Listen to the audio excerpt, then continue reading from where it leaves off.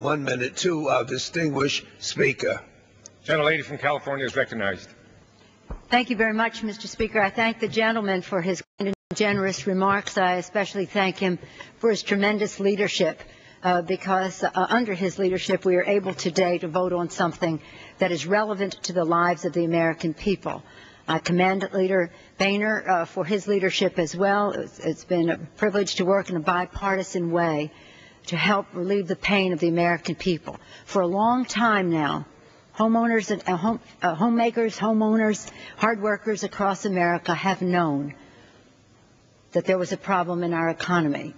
They had a hard time making ends meet, living paycheck to paycheck, with rising costs for gasoline, for groceries, for health care, you name it. American families felt this pain early on, and they knew that our economy was facing perhaps a serious downturn, but a downturn nonetheless. On December 7th, it was actually, I remember because my 7th grandbaby was born that day, Thomas Vincent. On December 7th, we had a meeting, a bipartisan meeting with leaders from the business community, from the economists, leaders of industry, of labor, of the academic community, people representing workers and the diversity of our country. And we talked about what we could do to head off a serious downturn in our economy. We knew from that meeting that it would have to be timely, that we would need to act quickly, that it would have to be targeted. It would be targeted to those who would put money in the pockets of hardworking Americans who would immediately spend the money to meet their needs, inject demand into the economy to help create jobs, and it had to be temporary. The tax incentives in the package would have to be such that they would have to be acted upon in this calendar year so that the full impact could be felt, job creation, stimulus to the economy. Previous stimulus packages have not had that. They had a 2-year period of time in which the incentives would work, and therefore they lost impact. Previous stimulus packages did not have a cap on who received the rebate, or the tax cut, as Mr. Baucus calls it. And so therefore a lot of money went into the hands of people who never really spent it and injected back into the economy. But this is timely. We're acting very quickly, not hastily, but quickly and firmly, in a disciplined way, on a package that has as its one criterion for anything that's in the package, is it stimulus? Is it stimulus? And does it meet the test of enabling us to move in a timely fashion, targeted and temporary? I was pleased that working with my colleague, Mr. Boehner, and with the administration under leadership of Secretary Paulson, that we were able to come to terms on how we would proceed. We could only do that because of the extraordinary respect that Mr. Rangel is held with, which he is held, and Mr. McCreary, and them working cooperatively as they have for a while. We could only include in the package those features that related to the subprime crisis because of the extraordinary reputation of the distinguished chairman of the Financial Services Committee, Mr. Frank, because understanding the terms under which we wanted to proceed and respecting his expertise in those areas, and those of Mr. Baucus as well. So this has been bipartisan in terms of committee, in terms of working together over time, and bipartisan in terms of the leadership working together in a short time frame, benefiting from the work that had gone before us.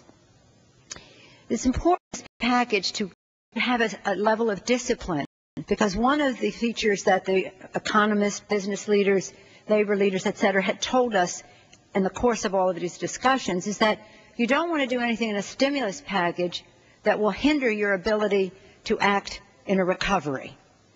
So it's important for that this bill not get overloaded.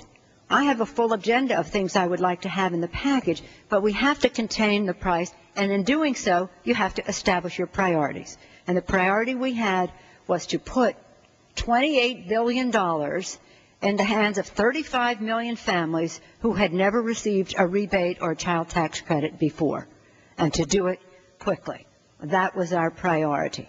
because if you do, to do that, again, is true stimulus. All the other things, while worthy and important, again, we made a decision because that's where we can find our common ground. But if we heap too much on top of the package, it will then take us deeply into debt. And pay-go is important to us. And while in a recession, the pay-go law allows for us to make certain, take certain initiatives, you don't want to abuse that by, again, adding to the deficit for items in the package that are not strictly timely, temporary, targeted, or stimulus. So I think we have a good product here. It's all a compromise. It's all about decisions and priorities that have to be established. But it also speaks to the fact that we really do, hopefully, we need to work in a bipartisan way to have a very aggressive initiative for job creation in our country. And we've already laid the framework for that in a bipartisan way. We've had overwhelming votes in this Congress, for example, on S-chip, expanding health care to many more children in America. Health care needs health-trained professionals at every aspect of the delivery of health care. So it creates good-paying jobs in America when you expand health care accessibility to Americans.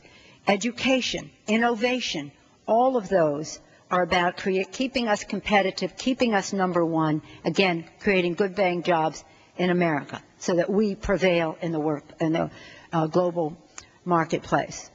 When we talk about infrastructure, that we must have a package for rebuilding our roads, our highways, mass transit, taking initiatives for new projects as well, creating good-paying jobs in America. And global warming. We as a generation and as a Congress will be judged by posterity as to how we deal with the issue of the global climate crisis. This affords for us a whole new world of job opportunity, where we're all on the ground floor, largely, where we go into urban America in our inner cities, or we go into rural America and create good-paying green jobs that are new. It's about being entrepreneurial about this, to thinking in new and different ways about how our decisions to be seen in light of, do they create good-paying jobs in America? So that we, again, while we stand ready to present a stimulus if need be, we want to, in a long term, and not that long term, but a longer term than a stimulus, create jobs to avoid such a downturn. And in any event, raise the living standard of the American people. And so whether it's about this rebate and what it means to these hardworking Americans who are facing rising costs and need help to live paycheck to paycheck, or whether it is, and I'm telling you, that's not just the working poor. It is the middle class in America. This is a middle class tax rebate bill. It is a middle class, we call it the Recovery Rebate and Economic Stimulus for the American People Act. It targets the middle class and those who aspire to it. And for that same middle class, we must have an ongoing aggressive initiative for job creation so that that across the board, America's families have the confidence that they need. Because in a downturn, what you need is confidence. You need consumer confidence, you need confidence in the markets, and you need to, like say, I think, as Mr. Rangel always tells me, a message of confidence is given to the American people when members of Congress can work with the administration in a bipartisan way to put the American people first. So I thank you, Mr. Chairman. I thank all, Mr. Chairman, Mr. Frank, Mr. Rangel, Mr. McCreary, Mr. Baucus, to my colleagues, to Mr. Serrano, Ms. Velasquez, and Charlie Rangel again for all their leadership in terms of the territories, which is a very important part of this legislation. And I think it's a good day for us here, and let's hope that the Senate will take its lead from us and be disciplined, focused, fiscally responsible, and act in a timely, temporary, and targeted way on behalf of meeting the needs of the American people. Thank you, Mr. Speaker.